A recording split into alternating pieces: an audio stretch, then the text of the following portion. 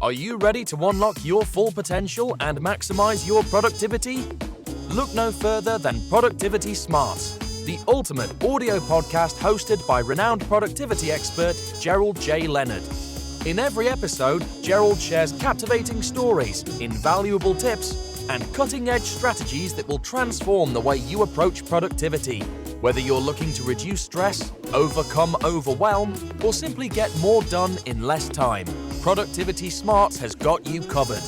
But that's not all. You'll also gain inspiration from real-life success stories of individuals who have achieved greatness through productivity. Plus, you'll learn the latest tools, techniques, and habits that will help you achieve a new level of happiness and fulfillment in your personal and professional life. So why wait?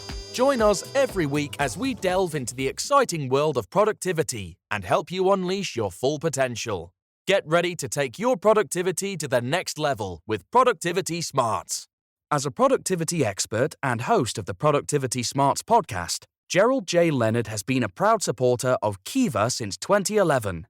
Kiva is a non-profit organization that helps entrepreneurs in third world countries access the capital they need to start or grow their businesses. By making a small loan through Kiva, you can help these entrepreneurs achieve their dreams, support their families, and contribute to their local economies. And with a repayment rate of over 96%, your loan can be re-lent to another entrepreneur once it's repaid, creating a ripple effect of positive change. So if you're looking for a meaningful way to make a difference in the world, consider making a loan through Kiva. With loans as small as $25, anyone can be a micro-lender and help change lives. Visit kiva.org to learn more and start lending today.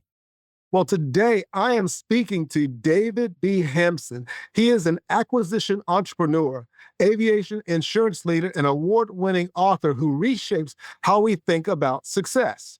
In Rainbow Gold, he shares hard-earned lessons on purpose-driven business, resilience, and sustainable leadership, challenging the rush for quick exit and inspiring listeners to build companies that they never want to sell. David, how are you? I'm doing well. Thanks very much, Gerald, for having me today. Excellent. Listen, as I was saying before we got started here, your book, Rainbow Gold, I had a chance to go through it, and it was like going through a mini MBA. Honestly, it was really, really good. There are a lot of tips. I'm thinking that's a book I want to go back to and highlight and maybe make a checklist for myself. I appreciate that. That's was actually what I was aiming for. So, and I wanted to make it so it was like, told in a storytelling fashion. Hopefully by the time you got to the end, you learned a lot more than you even realized that you did while you're reading it. So yeah. those are the best ones where you have tons of stories and adventures and things that you guys went through, even starting out with, I think it was like a really bad accident at the restaurant and you had to really round out, but this was like in South Africa. And, your journey went from there to then back to America and the whole story. But before we get into the depths of your book, I always ask a couple of questions. And that is, what is your favorite style of music? That's a really tough question because I like lots of different genres. But okay.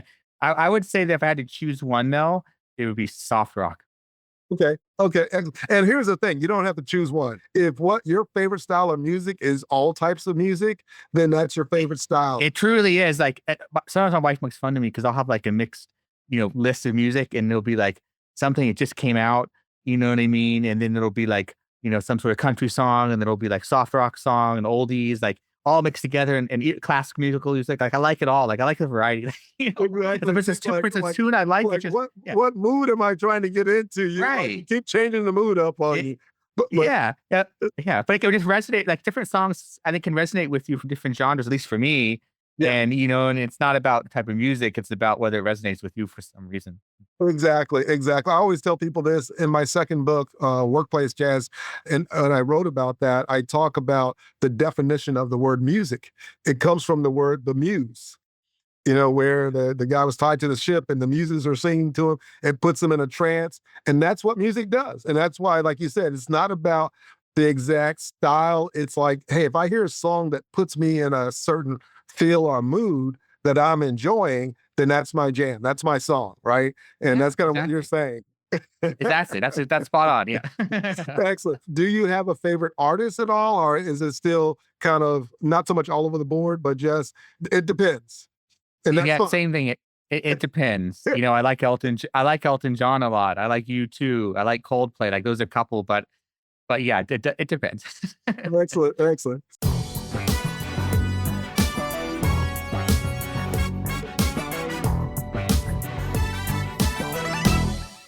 Well, listen, let's jump into your book, Rainbow Gold. I'm being very honest. I was very impressed with your honesty, your storytelling, and your willingness to share your journey as an entrepreneur.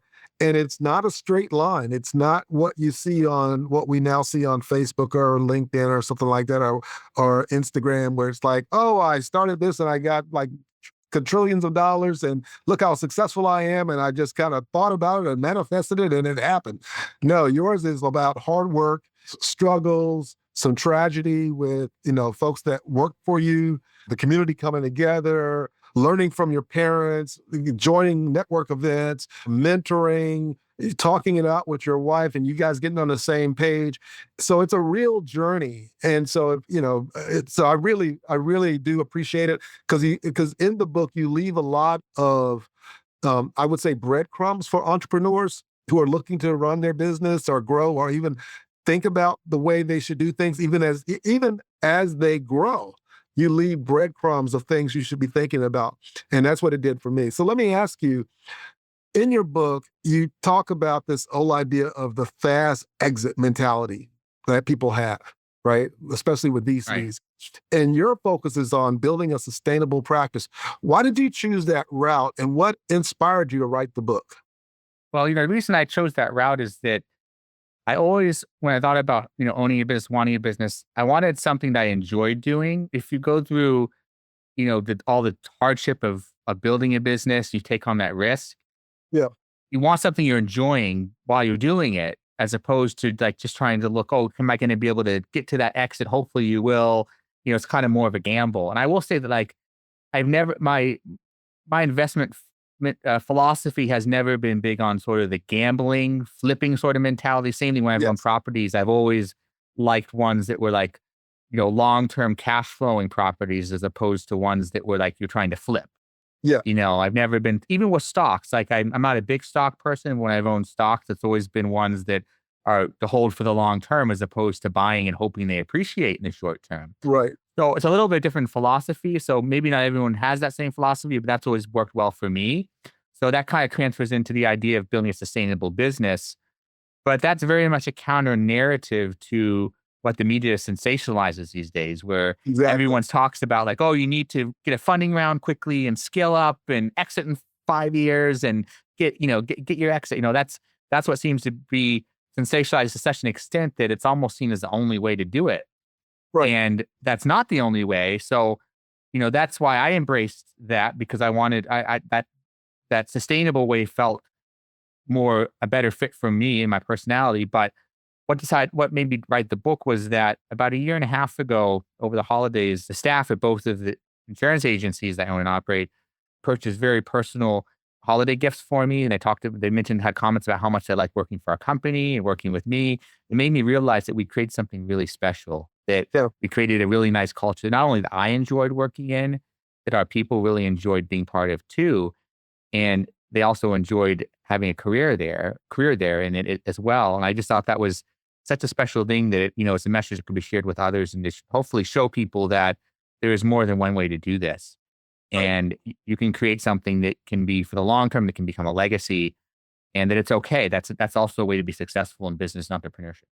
Right, right. And I love the way in the book, as you're going through your career from college and getting into a program in science athletics down in South Africa to getting into business down there, that you kept pinging your dad, right? You kept pinging your father, and then you pinged other leaders or people that you got advice from. And as the business grew and you started looking for different directions to go in, you leaned on him a little bit more. And, that's how you got into the insurance business. And I never thought about, when it comes to insurance, aviation insurance, that's a neat business to be in, where they have to be insured, but you have also the pleasure of being able to fly and insure people who and the kind of risk and things that they have to go through. And so you tell all those stories, and it really shows your depth. But also, I think one of the reasons that the people that work for you see it as family is because, at least what I got from the book, was that's kind of how you seen the business, is that it was always a family affair. And so I think you just passed that on to your employees as your clients and saw them as an extension of your family. Absolutely. And we definitely do see it that way. Like when someone joins us, we see them as joining the family, and that, yeah, that sort of culture starts at the top, right? And I think that's Yes. definitely why it is. And it is a family business. My parents are still involved in the business. My dad has been a great mentor a lot of different ways. Even though he wasn't an aviation person, he had his entire career in insurance. He's one of the very few people that actually did a degree in insurance in college in his master's program. Like most people fall into it from something else. He actually very early on he was wanted to do it. So It was and that's because intentional. it was intentional, and that's because his dad was also in insurance. His dad was a high school dropout that didn't finish high school, but he worked on the railroad, and someone told him, "Hey, you can make more money selling some insurance on the side while you're doing this railroad thing." So he got his license and started selling some insurance, and it became so successful. He quit the railroad job and and built an agency, and so it's kind of it runs in the family and in the blood. And when I was younger, I used to tell my dad, I never want to be in insurance. It's so boring. And now I love it. But sometimes, your perspective changes as you get older. And I learned over time, I realized what he was saying was true about what a wonderful business it is. And I also realized that I could take an area I was interested in, I was passionate about, and then combine that with insurance and go into that specific area, and specialize in it and do something that I love, and so that's worked out really, really well. And that's where my dad's really helped direct me and guide me towards this path that I'm on now. And I'm so thankful that I had his guidance, because otherwise I can't think of a better business than the one I have now.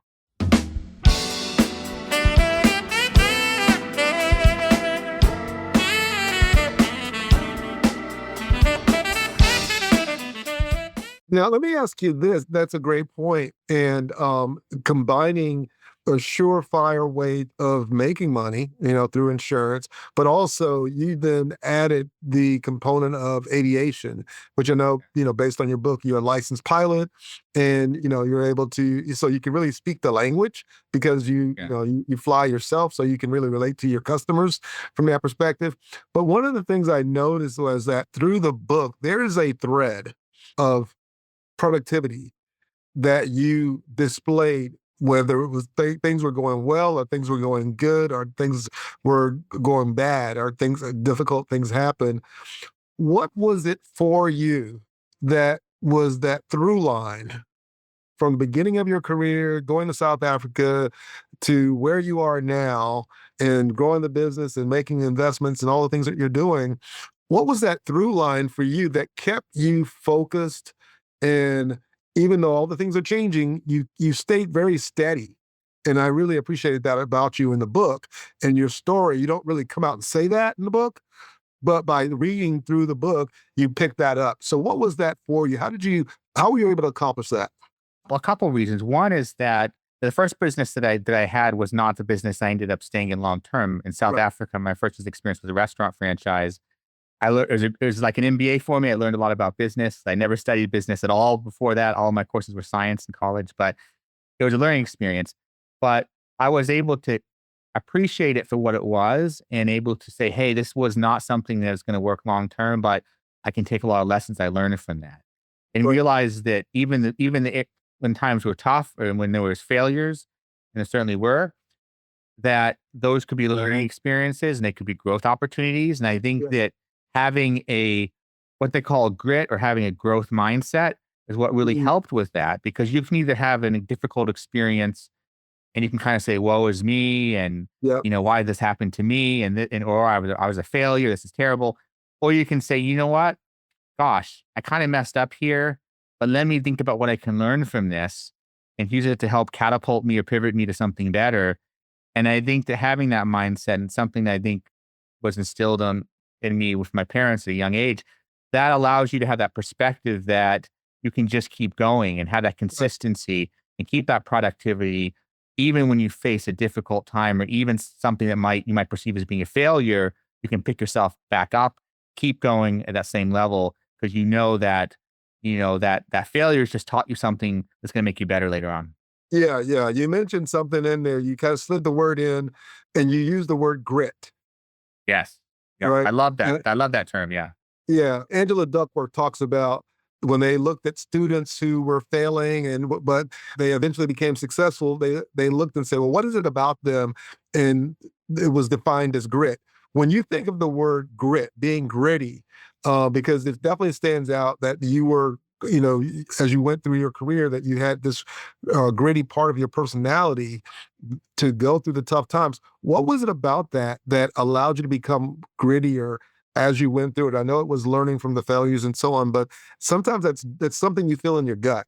Yeah. Well, I think that I always felt like I had enough confidence that I knew that, if I stuck with it long enough, I could be successful. I had confidence in my abilities to take what I learned. I felt like I had fairly high level intelligence, and I could use that to my advantage if I kept Right. going. I didn't necessarily have to be, something I was born with knowing, for example. It goes all the way back, I think, to when I was younger. As I mentioned, my parents, were influenced in that. And when I was much younger, there were a couple, I think, key moments where when I was in school and like I wanted to pursue something. I remember one time I didn't get into a pre-algebra class, and I really Okay. wanted to. I was kind of like with a nerdy group of friends, and we kind of competed with each other for how well we were doing. I know it sounds funny, but like we did. And they did a placement test, and I didn't get in.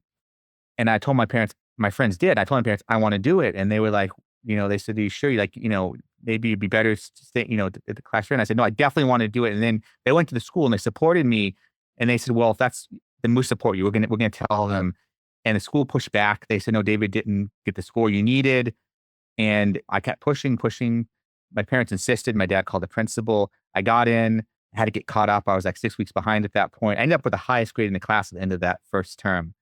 Oh, And wow. even though they didn't want to let me in. And Right. like that was one I just remember as being like a critical moment that made me realize, like, if you put your mind to it and you think you can do it, even if someone tells you you can't, or if there's a barrier put up, you can do it if you put your mind to it. I think that was like those lessons when I was younger taught me that. So that Yeah. even later in life, when I was an adult and I came up with similar challenges, people telling me, "Oh no, you can't do it. You didn't go to business school. You can't be an entrepreneur. You can't do this."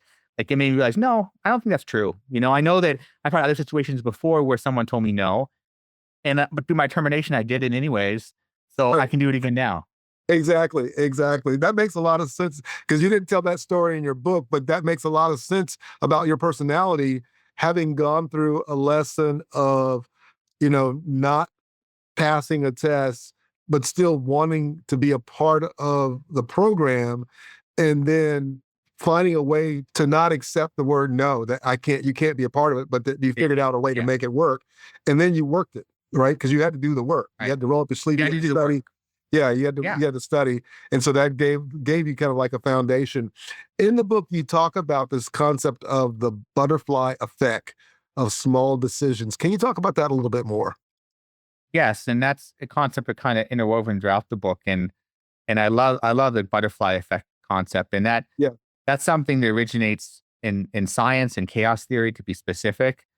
And that's something that the concept that something as small as the flap of a butterfly's wings could theoretically set off a tornado or hurricane on the other side of the world. And it's a scientific principle. I don't know if that's ever actually happened, but theoretically it could.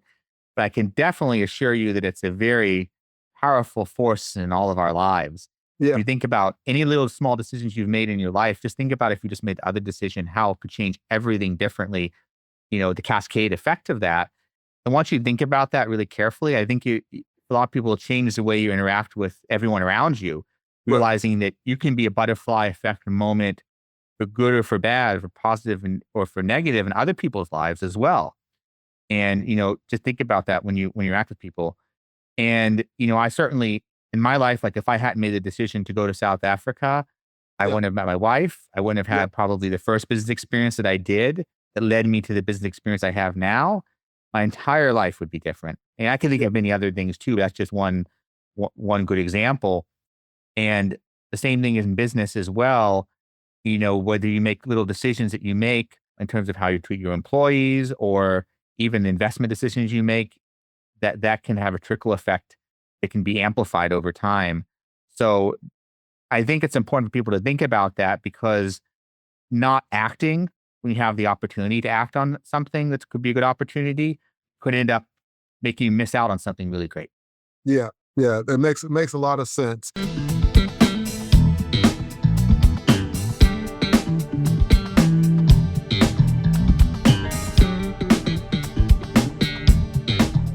Now, let me ask you another question here. What are the biggest productivity traps that you see for startup in the startup culture, and how can leaders avoid them? So basically, you know, everyone focuses on trying to be productive, right? But many times they tend to burn the candle at both ends.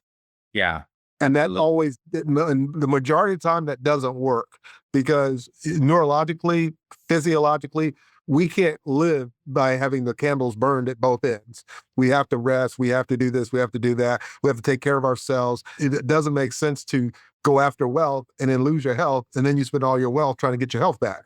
So what lessons or insights do you have around just this kind of startup culture and what leaders should try to avoid? Yeah, that's definitely something that's a problem in startup culture, where to keep burning the candle at both ends. I think that a lot of times in startups, they're trying to scale so fast, they don't take the time to build the infrastructure around their growth. And they end up, having to wear too many hats. Yeah. They're not building up, the depth of their bench strength of their employees, or developing people within their company. And they're just taking on way too many things, and then just chasing growth. You know what I mean? As opposed to like building the foundation that they need to be able to be able to handle all that. And part of that's because they're thinking of that exit. They're thinking, oh, I just need to get to this growth amount. It doesn't matter if the foundation is shaky or solid. As long as they get to this top line number and get this exit, it'll be someone else's problem. And I think that's where that comes from, is like, I'm just trying to scale up as quickly as possible. And it doesn't really matter whether the foundation is solid, whether the bones are structurally sound, and you don't spend time on that. And as a result, you end up compromising your own health because you're burning the candle at both ends, as you mentioned. And that's the problem. And I think you can avoid that if you take some time to really think about, even if you want to sell your company and get to that point where you're going to have a fairly fast exit, you're not going to keep it long term. I mean, for some people, that's okay. And there's some industries where, frankly, that's typically the way you do it. Technology is one, of course, where that's pretty common.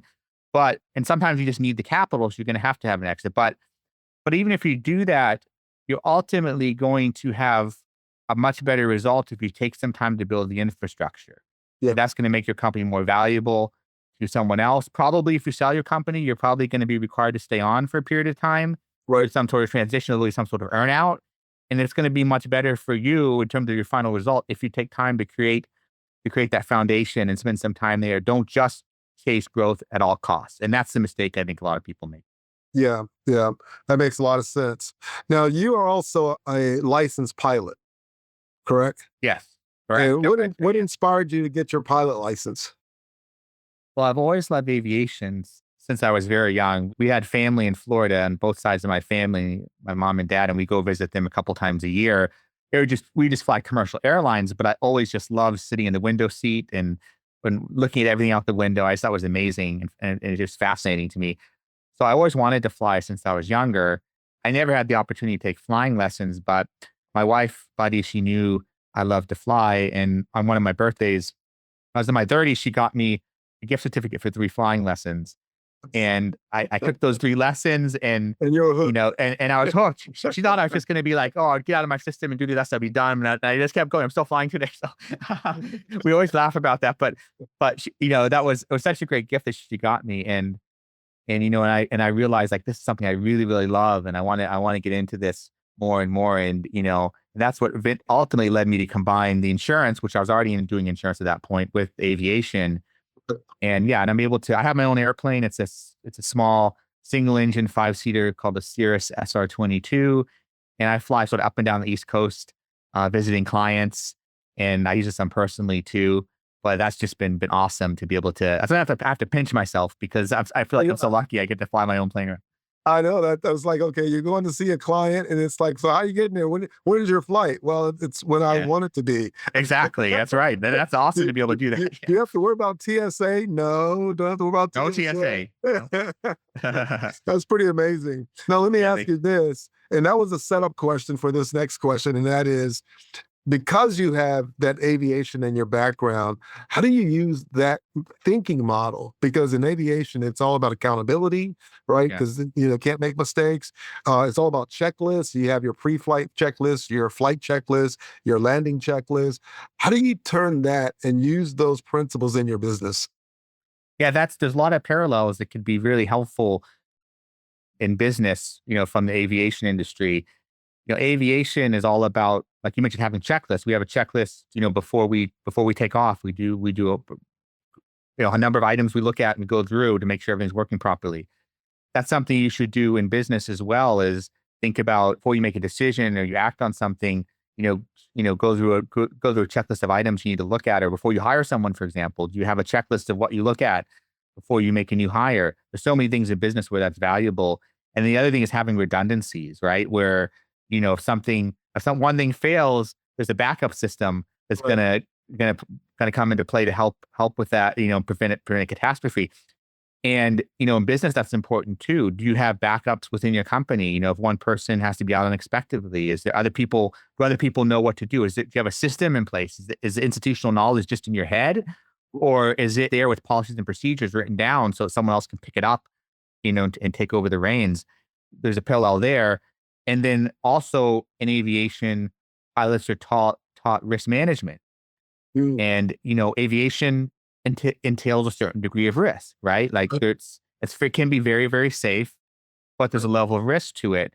But it's about managing that risk. Fortunately, like I see a lot of claims and accidents in my industry, but one thing I've learned is that the vast majority of those are due to poor decision making in pilot era. There's very few that are just purely acts of God or mechanical failures. There are some, but that's very few. So if you as a pilot can exercise better risk mitigation, you can eliminate most of the catastrophes. The same Yeah. is true in business. Business entails a certain degree of risk, of course. But if you have a smart decision-making process and you have a process in place to evaluate a risk, you can make good decisions and feel confident about taking on a risk that's manageable based on your risk tolerance and what the parameters that you've set. So that's important too, is to have a decision tree where look at something and you think, okay, this is risk, but it's tolerable level, like it meets my criteria. So I'm going to take Right. that risk. I'm going to say, yes, we're going to do it. We're going to do this deal and be Gotcha. able to act on it quickly because it meets the criteria of the deal that what you set up for risk. And you can say, you can just act on it and you don't miss an opportunity. So, yeah. Gotcha. Gotcha. That's pretty good. I really like that.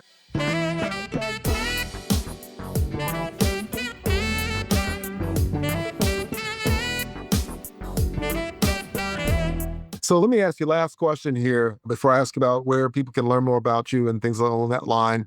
As you were writing the book, The Rainbow Gold, what mindset shift did you go through as you were kind of writing out this journey that you've been on that has been most transformative in your life? Well, one of the things mindset shift that I realized as I was writing it is that, as it kind of evolved over time, I realized that my entire journey had been educational experience. And I realized that I had learned and synthesized even more than I even realized from, early stages of my career that informed some of the decision making and some of what I do today. I mentioned that because, you may not realize that something you're doing now, even if it's not what you ultimately end up doing as a pinnacle of your career, you're going to take something from it. Every experience, every job you have, every business that you start, even if it's not a successful one that ends up being through most of your career, it's something that's going to inform you later on. So, realize that any experience you have can have value. And that's the one thing I realized through my book is that the whole body of work that I've done over the course of my career, each step of it has been very valuable and there's been learning experiences to take from it. Gotcha. Gotcha. Really, really good. Again, David, I totally enjoyed reading the book. There's so many lessons. I mean, there's a plethora of things that you share and insights. And then as you get further into the book, where your business is beginning to grow and, you're being profitable. There are moves that you make, there are conversations that you have, there's ways that you look at deals, there's ways that you are navigating the growth trajectory of your business that was really informative to me as a business owner, and seeing how you were thinking. And it's like, hey, have I considered that? And so on. So it's a really good book, whether you're just starting out in business, you're looking for a really great story line to encourage you that no matter what goes on in your life, and you fail at something, you can still get into the class and, Yes. and make it work. So where can people learn about you, David, and find out about your book and anything else that you want to share? Yeah, no, thank you. And just in terms of starting with anything else I want to share, one final sort of word of wisdom that I'll mention is that, that although you don't need to go to business school, I think that it's really important you realize that you do need to learn some important concepts. And those are, you need to know, have an acronym actually I came up with called PRIMER. This is after I wrote the book, I came up with this. This actually came reflecting on the book, but passion is important, as I mentioned. Right. It's really important to have passion for what you're doing. It's not the only thing, but it's important. R for risk management. We talked about that already, but having a risk management mindset. I is for interpersonal relationships. That's so important in business and in life. Relationships are so critical. M is money sense. You need to know accounting principles. You need to know how to sell. You need to know tax strategy as your business grows. You need to spend time learning that if you don't have a knowledge on that. The E is for environment. E to have a good culture, a positive culture in your company. Purge toxicity if you have toxicity there. And then the R is resilience. We talked about that too. Grit, having a growth mindset. So those are my concepts for success. I think if you can master those principles, you'll be successful. And sounds like another book. Yeah, well, I thought about, it's funny you mentioned that, because I thought about this book was more aspirational, and there's a lot to be learned from it, but it was more my journey. And I thought that the next book could maybe be, if I decided to write it, would be Rainbow Gold, How to Build a Business, Both the Journey and the Destination. It'd be a little bit more of a how-to guide with some of this stuff. But, with the primer. I use the primer acronym. But with regards to my book today, you can find more information about me and my book on my website, which is www.myrainbowgold.com. And my email address is easy. It's david@plaineinsurance.com. Okay. And my book can also be found, of course, on Amazon and Barnes & Noble. Excellent. Well, David, again, thank you for being a guest on the Productivity Smarts podcast. Enjoyed your book. Also, thank you for sharing your insights, your journey, and your wisdom, because in doing that, someone's going to pick it up and they're going to learn from everything that you've gone through and really use those nuggets of wisdom that you provided in the book. Because then I found it to be very enlightening and a really great read and a really cool story. And it kept me engaged throughout the whole time. So well done. And thank you, Gerald. I really appreciate it. And thank you for having me on today. If you're enjoying the content and finding it valuable, we would appreciate it if you could take a moment and leave us a review. Your feedback is important to us and helps us reach a wider audience. If you leave us a 5-star review, it would mean the world to us. Not only does it help us improve the podcast, but it also helps us attract more sponsors and grow our community. Thank you again for your support and for listening to the Productivity Smarts podcast. Thank you for tuning in to Productivity Smarts, where we help you achieve your goals and live your best life.